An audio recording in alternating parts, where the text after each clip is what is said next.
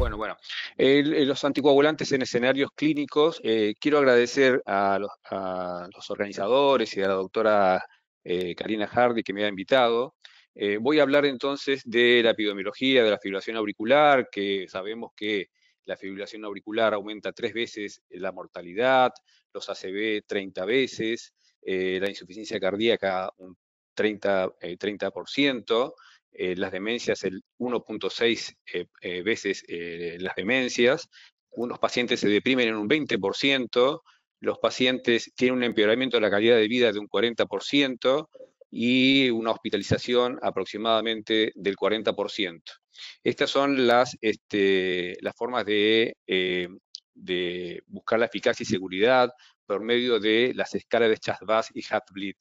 Quiero dar a entender que uno, cuando está ante un paciente, debería hacer siempre los cálculos del clearance de creatinina. Cuando vemos la absorción de las drogas y los metabolismos de las drogas, voy a observar que el apixaban es el que tiene un clearance más bajo del 27%, el dabigatran del 80%, el endoxaban de 50% y el rivaroxaban de 35%. Y quiero quedarme un segundito acá, sabiendo que el rivaroxaban debe ser dado con alimentos para que sea absorbido el 100%, fuera de los alimentos se absorbe un 66%.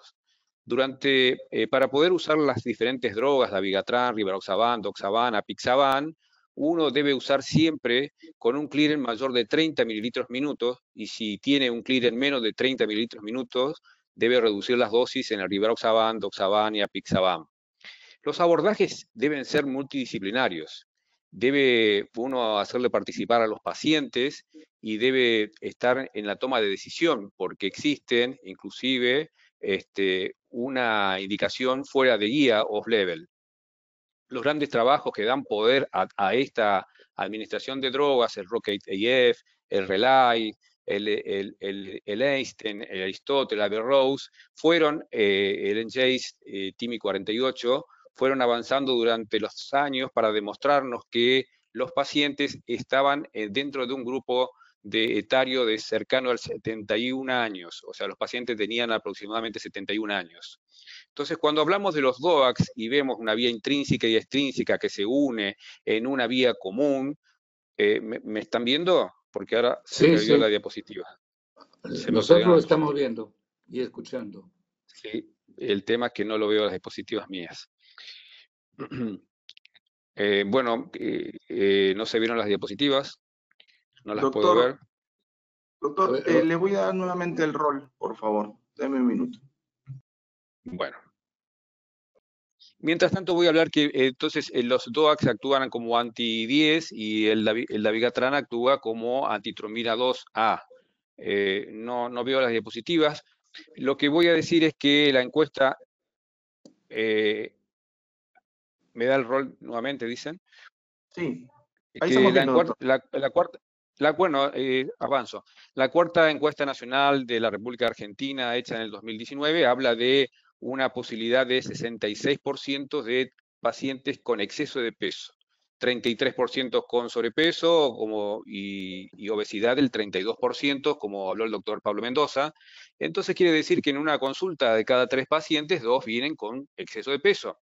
Cuando uno se mete en metaanálisis, por ejemplo en publicado por Sirius en el 2023, en julio, es muy reciente, hablamos de un metaanálisis homogéneo, donde hablamos de 144.000 pacientes que comparan cabeza a cabeza todas las drogas, apixaban, rivaroxaban, dabigatran, warfarina, sobre el stroke y sobre el sangrado mayor, apixaban versus warfarina, dabigatran versus warfarina. Lo que vamos a ver es que en el stroke es preferible en estos pacientes obesos dar DOACs. Y con respecto a los sangrados mayores, también les va mejor a los pacientes que usan DOACs. Entonces confeccioné esta prioridad de uso, a mayor uso, menor uso. En el stroke uno debería usar apixaban, rivaroxaban, warfarina, dabigatran y con respecto a hemorragias mayores, apixaban, rivaroxaban, dabigatran, warfarina. Hasta el 2019, las guías europeas de trombosis y hemostasias decían que en la obesidad uno no podría usar o tenía que tener mucho cuidado para usar los DOACs. A partir del 2021 se refrescaron las guías europeas de trombosis y hemostasia e incluyeron los DOACs. En un subanálisis del Engage TIMI 48 de Giuseppe Borioni del 2019 habla de que el endoxaban en los diferentes grupos por índice de masa corporal son eficaces y eficientes. Otro grupo sería el grupo de la fragilidad.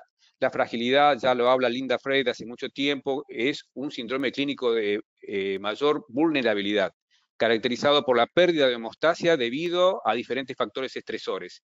Yo lo que hice fue una abstracción dibujando o copiando una imagen de una copa, que esta copa se va a romper por medio de las comorbilidades. Los pacientes que son autoválidos pasan a ser prefrágiles, frágiles y se llevan a la discapacidad por los factores socioambientales y los factores de comorbilidades como la hipertensión y la fibrilación auricular.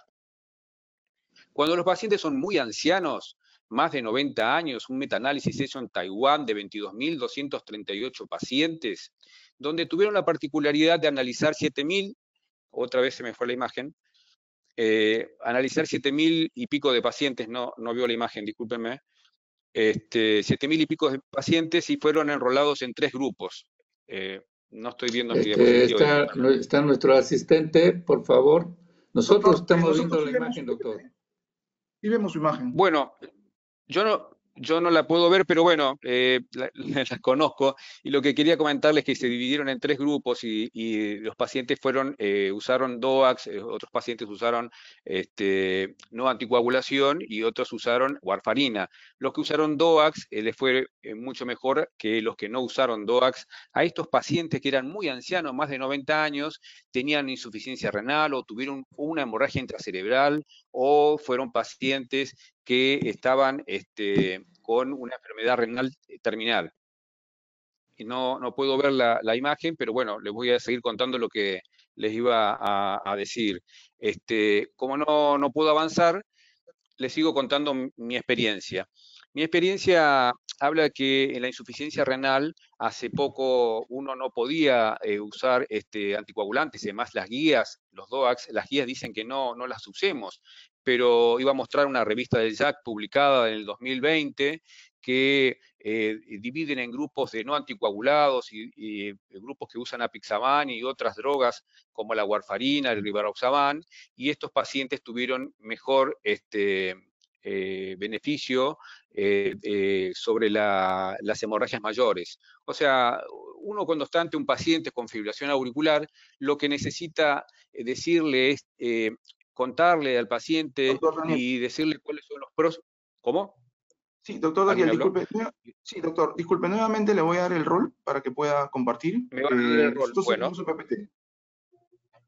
Bueno, yo le sigo hablando de lo que le iba a explicar, que era que uno tiene que explicarle a los pacientes, obviamente, que bajen de peso, como decía el doctor Pablo, le tiene que explicar a los pacientes que consuman menos alcohol, y en el caso de mi charla de hoy, ahí me muestran las pantallas, en el caso de mi charla de hoy,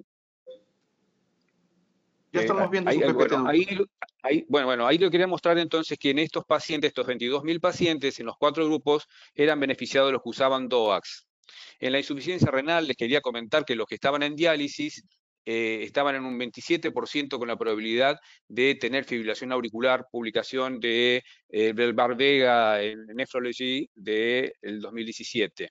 En la Argentina, una revista muy prestigiosa, Medicine, del 2022, el profesor Caserotto dice, la falla renal grave y los pacientes que están en hemodiálisis es una contraindicación relativa para el uso de DOACs, con menor aclaramiento renal para el apixaban. O sea, uno debería usar el apixaban o podría usar el apixaban en estos pacientes aunque no estén en guía, siempre y cuando uno pueda hablar con los pacientes. Los pacientes que reciben apixaban 2 veces al día tienen un riesgo significativamente menor que 2,5 y los pacientes que usan warfarina, dabigatran, rivaroxaban están asociados a hemorragias mayores.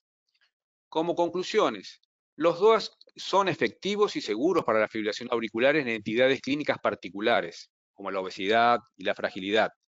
En los casos de la insuficiencia renal en diálisis hasta el presente, las indicaciones no son avaladas por las guías, con la salvedad que debida a consenso de expertos y al consentimiento con los pacientes, se podrían administrar por ser eficaces para la prevención del accidente cerebrovascular y por tener una menor tasa de sangrado que otros anticoagulantes.